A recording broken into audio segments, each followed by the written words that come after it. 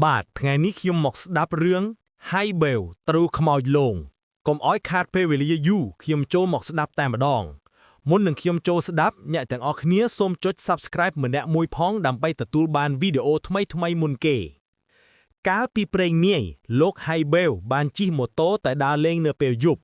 ហើយពេលលោក Hai Bèo ជិះម៉ូតូសុកក៏ឃើញអ្វីម្យ៉ាងដេកនៅកណ្ដាលផ្លូវលុះ Hai Bèo ចុះទៅមើលស្រាប់តែខ្មោចនោះដេញលងបន្លាចលោក Hai Bèo ហើយ Hai Bèo ក៏ជិះម៉ូតូទៅមុខយ៉ាងលឿនហើយអ្នកនៅក្នុងព្រៃនោះក៏ស្រាប់តែឮសំឡេងម៉ូតូលាន់យ៉ាងខ្លាំងហើយពេលអ្នកភូមិនោះដើរឆ្លុះកង្កែបយប់ឡើងក៏ស្រាប់តែឃើញខ្មោចនោះហើយខ្មោចនោះក៏ដេញលងបន្លាចអ្នកដែលឆ្លុះកង្កែបពេលយប់ហើយ Hai Bèo ក៏ហៅគ្រូចាប់ខ្មោចមកចាប់ខ្មោចនោះហើយខ្មោចនោះក៏បានបើកម៉ូតូគ្រូចាប់ខ្មោចទៅដល់ព្រៃស្ងាត់មួយកន្លែង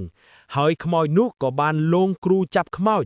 ហើយគ្រូចាប់ខ្មោចភ័យពេកក៏រត់ទៅស្រោចទឹកនៅពេលយប់ហើយ Hai Bèo ក៏បានហៅគ្រូចាប់ខ្មោចផ្សេងទៀតមកចាប់ហើយគ្រូចាប់ខ្មោចនោះក៏ចាប់ខ្មោចនោះបានសម្រេចយកទៅដាក់ក្នុងក្អម